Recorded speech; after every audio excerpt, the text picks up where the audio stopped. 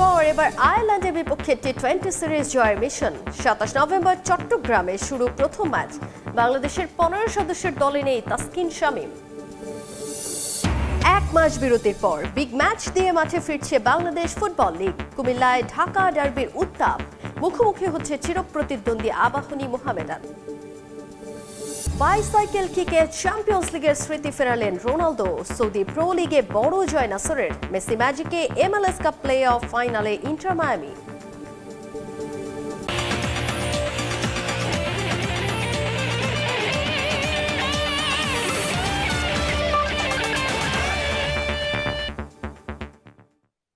বিশ্বের নানা প্রান্তের খেলাধুলার খবর নিয়ে আমাদের নিয়মিত আয়োজন খেলার সময়, আর এই আয়োজনে আপনাদের সঙ্গে আছি আমি তাজিন খন্দকার।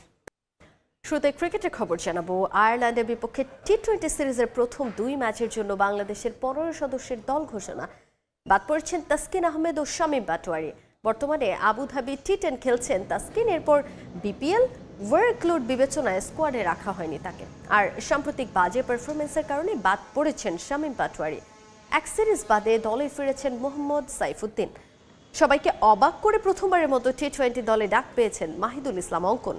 2026 টি-20 বিশ্বকাপের আগে শর্টার ফরম্যাটে এটাই টাইগারদের সবশেষ আন্তর্জাতিক সিরিজ। মেগা আসরের আগে এখানেই সব ধরনের পরীক্ষা নিরীক্ষা সারবে বাংলাদেশ টিম ম্যানেজমেন্ট। সিরিজ সামনে রেখে মিরপুরে গেল 3 দিন কঠোর অনুশীলন করেছে টি-20 দলের ক্রিকেটাররা। আগামী 27, 29 নভেম্বর ও 2 ডিসেম্বর চট্টগ্রামে অনুষ্ঠিত হবে সিরিজের 3টি টি-20।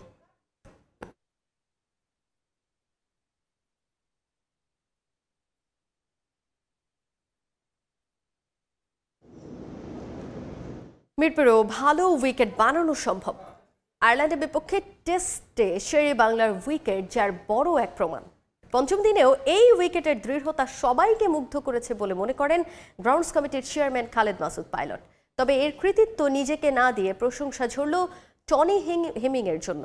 এই কিউরেটর হাতেই নাকি বদলে যেতে শুরু করেছে দেশের উইকেটের চরিত্র। টেস্ট ক্রিকেটের সেই সোনালি দিন আর নেই। বাসবল, টি-20, টি10, 6-a-সাইডের যুগে এখন পঞ্চম দিন পর্যন্ত টেস্ট ম্যাচ করায় কালে ভদ্রে। আর বাংলাদেশের মতো আবহাওয়ার দেশে এ তো আরও বিরল ঘটনা।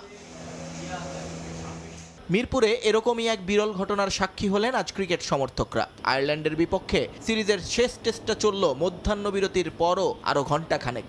শেষবার 2022 সালে শ্রীলঙ্কার বিপক্ষে এমন দৃশ্য দেখেছিল মিরপুর। এরপর কালে কালে 3 বছর শেরে বাংলায় 4 দিনের টেস্ট যাওয়াটাও ছিল বিশাল ঘটনা। মূলত মিরপুরের স্পিনিং উইকেটের কারণেই 3 দিনের মধ্যে ফল চলে আসতো এতদিন। কিন্তু আয়ারল্যান্ড সিরিজে পঞ্চম দিনের শেষ পর্যন্ত পিছিয়ে আসেনি কোনো বড় ফাটল। স্পিনাররা টার্ন পেলেও সেটা ছিল না আনপ্লেয়েবল, বরং স্বাচ্ছন্দ্যে ব্যাট করে গেছেন আইরিশ ব্যাটাররা। মুরাদ, তাইজুল, মিরাজরা মিলেও ডেডলক ভাঙতে অপেক্ষা করতে হয়েছে ওভারের পর ওভার। অথচ এই মিরপুরের কারণেই বদনামের ভাগিদার হতে হয়েছে বোর্ডকে। তাহলে কোন জাদুতে এমন বদলে গেল শেরে বাংলা? গামিনী চলে যাওয়াই কি প্রধান কারণ, নাকি গ্রাউন্ডস কমিটির নতুন চেয়ারম্যানের হাত আছে কোথাও? All credit goes to curator Tony Hemming সহ পুরো টিম। আমি কিন্তু বলবো না যে আমার, বিকজ আমি তার আগের দিন হয়তো এখানে জয়েন করছি। বাট আমার মনে হয় যে খুব সুন্দর উইকেট, আমার কাছে খুব বিউটিফুল। আমার কাছে খুব ভালো লাগছে যে আমাদের দেশে অনেকেই সমালোচনা করতেন যে উইকেট খুবই মাটি খারাপ, এই খারাপ, বাট ভালো উইকেট যে বানানো যায় আমার মনে হয় সেটা কিন্তু প্রমাণ করে দেখিয়েছে আজকে আমাদের গ্রাউন্ডস টিম। ক্রিকেট ডেভেলপমেন্টে স্পোর্টিং উইকেটের বিকল্প নেই, এটা সবারই জানা। কিন্তু প্রয়োজনে হোম অ্যাডভান্টেজ ব্যবহার করতে কোনো বাধা দেখেন না পাইলট। শ্রীলঙ্কার প্রেমাদাসা, ভারতের চেন্নাই কিংবা ইডেনের মতো মিরপুরেও এখন থেকে 2-1টা উইকেট সেভাবেই তৈরি রাখতে চায় বোল্ট। যখনই আমাদের ট্যাকটিক্যাল কিছু বিষয় থাকবে, যে হয়তো কোনো পয়েন্ট পেলে হয়তো আমরা ওয়ার্ল্ড কাপ কোয়ালিফাই করবো বা হয়তো কোনো এসএসসি খেলা কোয়ালিফাই করবো, কিছু থাকে এরকম অনেক সময়, সেই ট্যাকটিক্যালগুলোর জায়গাতে আমার কাছে মনে হয় কিছুটা হোম অ্যাডভান্টেজ একটু নিতেই হবে এবং নেওয়া উচিত। আমি মনে করি সব দেশ সব দলই এরকম করে, কিন্তু তার মানে এই না যে আনস্পোর্টিং কোনো চিন্তা ভাবনা করা। বাট আমরা যতটা এরকমভাবে এরকম টাইপের উইকেটে খেলবো আমার মনে হয় যে আমাদের প্লেয়ারদের অনেক ইম্প্রুভ করবে। টেস্টে দারুণভাবে ঘুরে দাঁড়িয়েছে বাংলাদেশের ব্যাটাররা। ওয়ানডে টি-20 রান খরা কাটিয়ে উঠেছেন অনেকেই। স্পিনাররাও আত্মবিশ্বাস বাড়িয়ে নিয়েছেন নিজেদের। কিন্তু পেসারদের কথা ভাববে কে? 2 ম্যাচেই কি অবহেলিত রয়ে গেল না এবাদত খালেদরা? হয়তো ফাস্ট বোলারও উইকেট পায় নাই, তারপর আমি মনে করি যে ফাস্ট বোলারদেরকে এরকম উইকেটে যেতে হলে কত হার্ডওয়ার্ক করতে হবে, কত ভালো জায়গায় বল করতে হবে। সুন্দর একটা কিন্তু আপনি এখন বুঝতে পারবেন যে আমাদের বোলারদের কোন কোন জায়গাগুলো ইমপ্রুভমেন্ট করা দরকার। নিয়ন মুহাইমিন, সময় সংবাদ, ঢাকা। বিপিএল নিয়ে অগোছালো সবকিছু। 3 দফা পিছিয়েছে নিলামের তারিখ। এবার পরিবর্তন আসছে দলের সংখ্যাতেও। এতদিন 5 দল নিয়ে আসর আয়োজনের পরিকল্পনা করলেও এখন 6 দলের কথা ভাবছে বিসিবি। ব্যাংক গ্যারান্টি না দেয়ায় একটি প্রতিষ্ঠানকে বাদ দিতে চেয়েছিল বিপিএল গভর্নিং কাউন্সিল। কথাবার্তা চলছিল বিকল্প আরেক প্রতিষ্ঠানের সঙ্গে, কিন্তু শেষ পর্যন্ত রেখে দেয়া হচ্ছে দুটিকেই। তবে 6 দলের বিপিএল হলে বাড়বে ম্যাচ। টি-20 বিশ্বকাপ ও জাতীয় নির্বাচন সামনে রেখে যা বিপাকে ফেলবে বোর্ডকে। গত আসরে চরম বিতর্কিত হয়েছিল বিসিবি। এবার গোছানো আয়োজনের প্রতিশ্রুতি দিয়েছিল নতুন বোর্ড, কিন্তু শুরুর আগেই হযবরল অবস্থা। মূলত ফ্র্যাঞ্চাইজিগুলো ব্যাংক গ্যারান্টির পুরো অর্থ পরিশোধ না করায় তৈরি হয়েছে এই জটিলতা। এমনকি নিলামের আগে দল সংখ্যা পরিবর্তনের গুঞ্জনও শোনা যাচ্ছে। বিপিএল ইস্যুতে মুখে কুলু পেটেছেন বিসিবি কর্তারা, কিন্তু তারা যে আছেন বেকায়দায় সেটা বলে দেয়া যায়। 5 দল নিয়ে আসর আয়োজনের পরিকল্পনা ছিল, কিন্তু ব্যাংক গ্যারান্টি পরিশোধ নিয়ে ফ্র্যাঞ্চাইজিগুলোর গড়িমসিতে তা কঠিন হয়ে দাঁড়ায়। এমনকি চট্টগ্রাম রয়্যালসের ফ্র্যাঞ্চাইজি ট্রায়াঙ্গেল সার্ভিসকে বাদ দেওয়ার খবরও শোনা যাচ্ছিল। তবে নতুন খবর হচ্ছে, চেকের মাধ্যমে আপাতত পরিস্থিতি ঠান্ডা করেছে প্রতিষ্ঠানটি। 1 কোটি টাকা পে অর্ডার দিয়েছে তারা, পাশাপাশি বিদেশি স্পন্সরের মাধ্যমে আনছে 9 কোটি। বাংলাদেশ ব্যাংকের প্রক্রিয়া শেষে যা বিসিবির কাছে পৌঁছাতে লেগে যাবে দিন 10। আবার ফ্র্যাঞ্চাইজি হারানোর শঙ্কায় 10 কোটির চেকও নাকি দিয়ে রেখেছে ট্রায়াঙ্গেল সার্ভিসেস। এদিকে ট্রায়াঙ্গেলকে বাদ দেওয়ার আলোচনার মাঝে বিকল্প খোঁজা শুরু করেছিল বিসিবি। শুরুতে জমা পড়া 11 আবেদন থেকে যাচাই বাছাই শেষে বাদ পড়া দেশ ট্রাভেলসকে নিয়ে তখন শুরু হয় নতুন আলোচনা। এখন শোনা যাচ্ছে, আগে রাজশাহী দলের ফ্র্যাঞ্চাইজি চাওয়া ওই প্রতিষ্ঠানকে নোয়াখালী এক্সপ্রেস নামে দলের মালিকানা দেয়া হতে পারে। সেক্ষেত্রে 5 নয়, বিপিএল এর 12তম আসরে দল হবে 6টি। যদিও এখনো আনুষ্ঠানিকভাবে কিছু জানায়নি বোর্ড, বরং এ নিয়ে গভর্নিং কাউন্সিলের লুকোচুরির প্রবণতাই দেখা যাচ্ছে। আবার তথ্যেও পাওয়া যাচ্ছে গরমিল। আর এসব কারণে বারবার নিলাম পেছাতে বাধ্য হচ্ছে বিসিবি। 17 থেকে পিছিয়ে 19, এরপর 23, আর সবশেষ 30 নভেম্বর নিলাম আয়োজনের ঘোষণা দিয়েছে গভর্নিং কাউন্সিল। প্রশ্ন থেকে যাচ্ছে আরও একটা, 19 ডিসেম্বর থেকে 16 জানুয়ারি পর্যন্ত বিপিএল এর যে পরিকল্পনা ছিল তা ছিল 5 দল নিয়ে, কিন্তু 6 দল হলে বাড়বে ম্যাচ। 7 ফেব্রুয়ারি মাঠে গড়াবে টি-20 বিশ্বকাপ। বিপিএল এর ম্যাচ বাড়লে বিঘ্নিত হবে জাতীয় দলের ক্যাম্প। আবার জাতীয় নির্বাচনের ডামাডোলের মাঝে দেশের পরিস্থিতি কি হয় জানুয়ারির শেষ ভাগে, সেটাও হয়ে উঠবে মাথা ব্যথার বড় কারণ। মাকসুম আলম খান, সময় সংবাদ, ঢাকা। এবারে বাংলাদেশ ফুটবল লিগের খবর। লম্বা বিরতির পর বিগ ম্যাচ দিয়ে মাঠে ফিরছে বিএফএল। তৃতীয় রাউন্ডে ঢাকা ডার্বিতে মুখোমুখি হবে দুই চির প্রতিদ্বন্দ্বী আবাহনী ও মোহামেডান। কুমিল্লায় ম্যাচ শুরু দুপুর 2:45টায়। জাতীয় দলে নেপালের বিপক্ষে প্রস্তুতি ম্যাচ ও এশিয়ান কাপ বাছাই পর্বে ভারতের বিপক্ষে জয়ের পর এবার বিগ ম্যাচে মুখোমুখি আবাহনী ও মোহামেডান। লাল সবুজের জার্সি গায়ে দুর্দান্ত পারফর্ম করে এবার ক্লাবের ডিউটিতে মনোযোগী আকাশী নীল ফুটবলাররা। ঘরের মাঠে চিরপ্রতিদ্বন্দ্বীদের বিপক্ষে ম্যাচে জয়ের জন্য মুখিয়ে সাদা কালোরাও। সাবেক ক্লাব মোহামেডানের বিপক্ষে লড়বেন সোলেমান দিয়াবাতে। আর ভারতের বিপক্ষে গোল করা শেখ মোরসালিনকেও এই ম্যাচে পাচ্ছেন আবাহনী কোচ মারুফুল হক। তবে ঘরের মাঠে ছেড়ে কথা বলবে না আলফাজ আহমেদের দলও। অতীত পরিসংখ্যান কিংবা পয়েন্ট টেবিলের অবস্থান একপাশে রেখে জয়ের লক্ষ্যে মুখিয়ে সাদা কালোরা। শুধু সুলেমান না, আসলে আবাহনের ম্যাক্সিমাম প্লেয়ারদের উপরে আমাদের আসলে বাড়তি থাকবে। ওকে আমরা অপন হিসেবে পাবো, আসলে ওর উপর বাড়তি থাকবে আমাদের ডিফেন্সের লাইনে সবারই। সুলেমান দিয়াবাতে তো আসলে অনেক ভালো প্লেয়ার, দেখা যাচ্ছে যে গোল স্কোরিং অ্যাবিলিটি অনেক ভালো। তো আমি মোহামেডানে একসাথে খেলেছি, আমাদের সাথে বোঝাপড়া ভালো। ইভেন আমরা এখন আবারও আবাহনীতে এক টিমে আছি। সো আশা করতেছি ভালো একটা কম্বিনেশন হবে। ইভেন আরেকটা ফরেন প্লেয়ারও আসছে আমাদের, অ্যাটাকিং মিডফিল্ডার ব্রাজিলিয়ান, ও খুব ভালো। সো আমাদের ফরেন কালেকশন খুবই ভালো, ইভেন তো আমাদের লোকাল কালেকশনও অনেক ভালো। বাংলাদেশ ফুটবল লিগের নতুন টাইটেল স্পন্সর ও লোগো প্রকাশ করেছে বাফুফে। ফেডারেশনের পেজে প্রকাশিত হওয়া সেই লোগো নিয়ে চলছে সমালোচনা। সমর্থকদের দাবি অন্য প্রতিষ্ঠান থেকে নকল করে বানানো হয়েছে বিএফএল এর নতুন লোগো।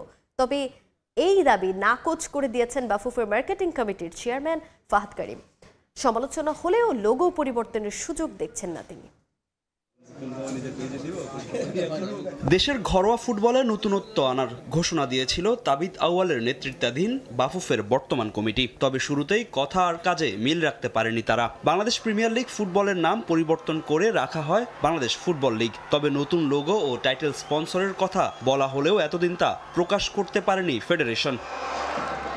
বিএফএল এর তৃতীয় রাউন্ডের আগে ফেডারেশনের অফিসিয়াল ফেসবুক পেজে লিগের নতুন লোগো ও টাইটেল স্পন্সরের নাম ঘোষণা করেছে বাফুফে। তাতেই ঘটেছে যত বিপত্তি। ঘরোয়া লিগের নতুন লোগো হুবহু নকল করা হয়েছে অন্য প্রতিষ্ঠানের লোগো থেকে। সামাজিক যোগাযোগ মাধ্যমে এমনটাই দাবি করছে সমর্থকরা, যেখানে ফেডারেশনের নিজস্বতা বলতে কিছু নেই বলেও মন্তব্য করেছেন তারা। কাকতালীয়ভাবে বিএফএল এর লোগো অন্য প্রতিষ্ঠানের সঙ্গে মিলে গেলেও সম্পূর্ণ আলাদাভাবে তৈরি করা হয়েছে বাংলাদেশ ফুটবল লিগের নতুন লোগো। ইটস অরিজিনাল লোগো, এটা কোনো কপি করা কোনো প্রশ্নই আসে না।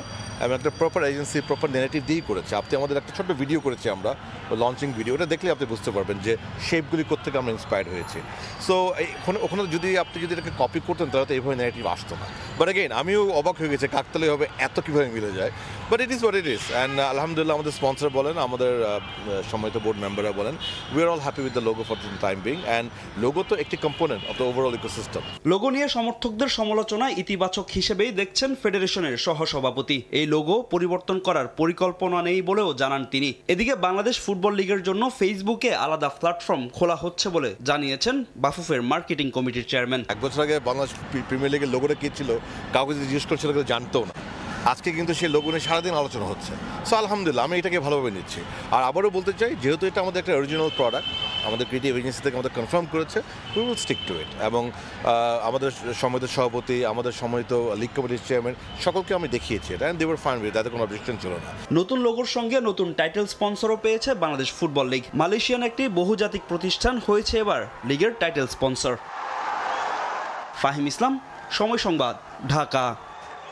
একই দিনে দুই লিগে জয় জয়কার দুই মহাতারকা ক্রিস্টিয়ানো রোনালদো ও লিওনেল মেসির MLS কাপ প্লে অফের ইস্টার্ন কনফারেন্সের ফাইনালে উঠল ইন্টার মায়ামি। এদিকে 7 বছর আগের স্মৃতি ফেরালেন ক্রিস্টিয়ানো রোনালদো।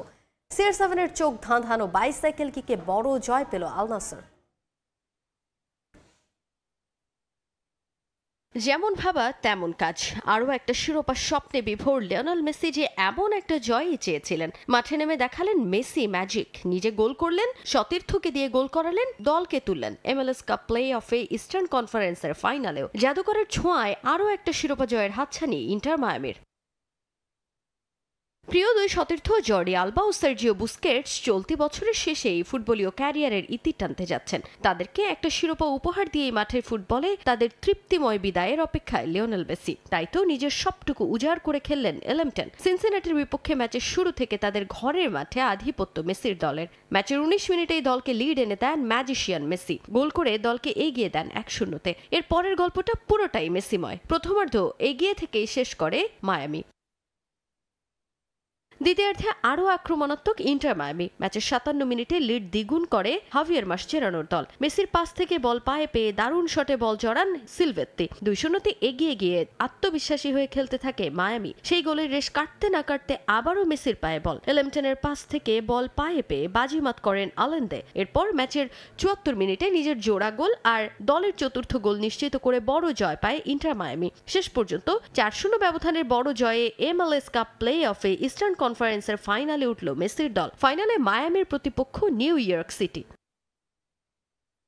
এদিকে মেসি ম্যাজিকের রাতে সৌদি আরবে মুগ্ধতা ছড়ালেন ক্রিস্টিয়ানো রোনালদো। 7 বছর আগের স্মৃতি ফেরালেন CR7। 2018-এর চ্যাম্পিয়ন্স লিগের ম্যাচে দুর্দান্ত বাইসাইকেল কিকে করা গোল এখনও সমর্থকদের চোখে লেগে আছে। 2025-এর শেষে এসে আবারও অসাধারণ সেই বাইসাইকেল কিকে গোল করে ভক্তদের মনে করিয়ে দিলেন ফুরিয়ে যাননি রোনালদো। সৌদি প্রো লিগে আল খালিজের বিপক্ষে মাঠে নেমে শুরু থেকে আক্রমণাত্মক রনের দল। যদিও লিড নিতে অপেক্ষা করতে হয় 39 মিনিট। ওয়াও ফেলিক্সের গোলে 1-0-তে এগিয়ে যায় নাসর। এর 3 মিনিট পর লিড দ্বিগুণ করে CR7-এর দল। যদিও ম্যাচের 47 মিনিটে এক গোল শোধ দেয় আল খালিজ। 77 মিনিটে সাদিও মানের গোলে 3-1 হয় স্কোর লাইন। এরপর ম্যাচের অতিরিক্ত সময়ে বক্সের বাইরে থেকে সতীর্থের কাছ থেকে পাওয়া বল পায়ে পেয়ে গোল পোস্ট পেছনে রেখে বাতাসে ভাসতে থাকা বলকে বাইসাইকেল কিকে জালে জড়ান ক্রিস্টিয়ানো রোনালদো। মুগ্ধ হয়ে সেই গোল দেখে পুরো ফুটবল দুনিয়া। শেষ পর্যন্ত 4-1 ব্যবধানের জয় নিয়ে মাঠ ছাড়ে রনের দল। এমন গোলের পর টিমমেট সালেম আল নাজদি রনকে সৌদি আগাল পরিয়ে রাজার মর্যাদা দেন।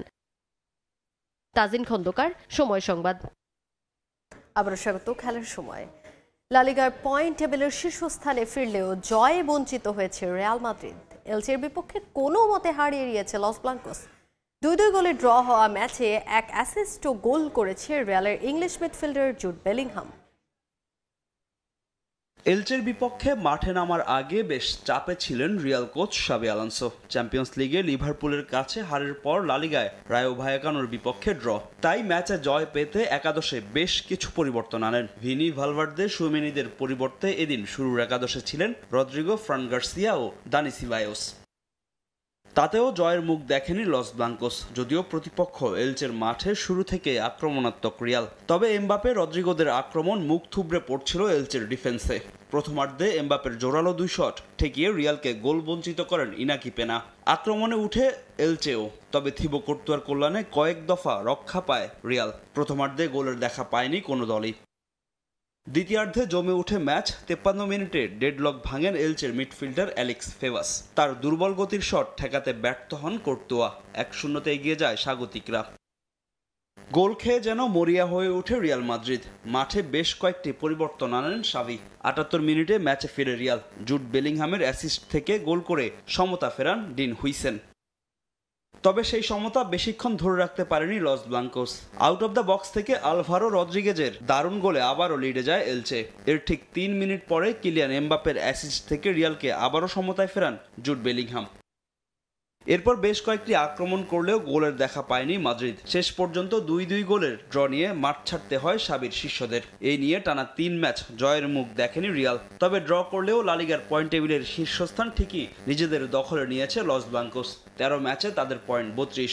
সমান ম্যাচ খেলে 1 পয়েন্ট কম নিয়ে তাদের ঘাড়ে নিঃশ্বাস ফেলছে চিরপ্রতিদ্বন্দ্বী বার্সেলোনা। ফাহিম ইসলাম, সময় সংবাদ। আবার স্বাগত খেলার সময়। ইংলিশ প্রিমিয়ার লিগের শীর্ষস্থান পাকাপোক্ত করল আর্সেনাল।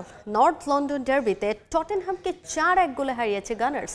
ম্যাচে হ্যাট্রিক করেছেন আর্সেনালের এভারেচিয়াসে। নর্থ লন্ডন ডার্বির আগে জমে উঠেছিল কথার লড়াই। আর্সেনালের নতুন সাইনিং এভিরেচি এজেকে নিয়ে টটেনহাম কোচ থমাস ফ্রাঙ্কের এক নেতিবাচক মন্তব্য ঘিরে শুরু হয় তোলপাড়। বিষয়টা যেন পার্সোনালি নিয়ে নেন এজে। নর্থ লন্ডন ডার্বিতে একাই লন্ডভন্ড করে দেন টটেনহামের ডিফেন্স। ঘরের মাঠে এদিন আর্সেনালকে গোল পেতে অপেক্ষা করতে হয়েছে 36 মিনিট। মিকেল ম্যারিনোর অ্যাসিস্টে গানার্সদের লিড এনে দেন লিওনার্দো ট্রোসার্ড। এরপর এমিরেটসে শুরু হয় এজে ঝড়। 41 মিনিটে ডেকলান রাইসের অ্যাসিস্ট থেকে ম্যাচে নিজের প্রথম গোল করেন এজে। 2-0 গোলে এগিয়ে থেকে প্রথমার্ধ শেষ করে গানার্স। দ্বিতীয়ার্ধের শুরুতে নিজের দ্বিতীয় গোলের দেখা পান এজে। জুলিয়ান টিম্বারের কাছ থেকে পাওয়া বল জালে জড়াতে ভুল করেননি ইংলিশ অ্যাটাকিং মিডফিল্ডার। মাঝে আর্সেনালের গোলরক্ষক ডেভিড রায়ার ভুলে দুর্দান্ত 1 গোল করে ম্যাচে ফেরার ইঙ্গিত দেয় টটেনহামের ব্রাজিলিয়ান স্ট্রাইকার রিচার্ডসন। তবে স্পার্সদের সেই সুযোগ দেয়নি গানার্স। টটেনহামের কফিনে শেষ পেরেক ঠুকে দিয়ে নিজের হ্যাট্রিক পূরণ করেন এজে। লিওনার্দো ট্রোসার্ডের অ্যাসিস্টে নর্থ লন্ডন ডার্বির অভিষেকেই হ্যাট্রিক করেন ইংলিশ অ্যাটাকিং মিডফিল্ডার। শেষ পর্যন্ত 4-1 গোলের জয় নিয়ে মাঠ ছাড়ে আর্সেনাল। এই জয়ে ইপিএল এর পয়েন্ট টেবিলের শীর্ষস্থান আরও মজবুত করল গানার্স। 12 ম্যাচে 29 পয়েন্ট তাদের। সমান ম্যাচ খেলে 2-এ থাকা চেলসির পয়েন্ট 23। এদিকে মিলান ডার্বিতে হৃদয় ভেঙেছে ইন্টার মিলানের। নগর প্রতিদ্বন্দ্বীদের বিপক্ষে তারা হেরেছে 1-0 গোলে। যদিও বল দখল থেকে শুরু করে আক্রমণে প্রতিপক্ষের চেয়ে এগিয়ে ছিল ইন্টার। ম্যাচের শুরু থেকে এসি মিলানের উপর আক্রমণ করে থুরাম মার্তিনেজরা। 54 মিনিটে ম্যাচের ডেডলক ভাঙেন ক্রিস্টিয়ান পুলিসিচ। এরপর পেনাল্টি পেয়েও সেখান থেকে সমতায় ফিরতে পারেনি ইন্টার। এই 1 গোলের লিডেই ম্যাচ শেষ করে এসি মিলান। এ জয়ে 25 পয়েন্ট নিয়ে সিরিয়ার পয়েন্ট টেবিলের 2-এ উঠে এলো তারা। ফাহিম ইসলাম, সময় সংবাদ। এ পর্যায়ে খেলার সময় শীর্ষ সংবাদগুলো জানিয়ে দিচ্ছে আরেকবার।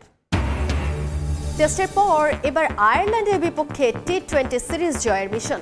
27 নভেম্বর চট্টগ্রামে শুরু প্রথম ম্যাচ। বাংলাদেশের 15 সদস্যের দলে নেই তাসকিন শামীম। 1 মাস বিরতির পর বিগ ম্যাচ দিয়ে মাঠে ফিরছে বাংলাদেশ ফুটবল লীগ। কুমিল্লায় ঢাকা ডার্বির উত্তাপ। মুখোমুখি হচ্ছে চিরপ্রতিদ্বন্দ্বী আবাহনী মোহামেডান। বাইসাইকেল কিকে চ্যাম্পিয়ন্স লিগের স্মৃতি ফেরালেন রোনালদো। সৌদি প্রো লিগে বড় জয় নাসেরের। মেসি ম্যাজিকে MLS কাপ প্লে অফ ফাইনালে ইন্টার মায়ামি।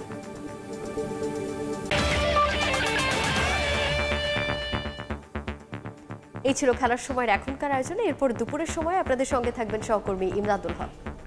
নাজিন, আপনাকে ধন্যবাদ।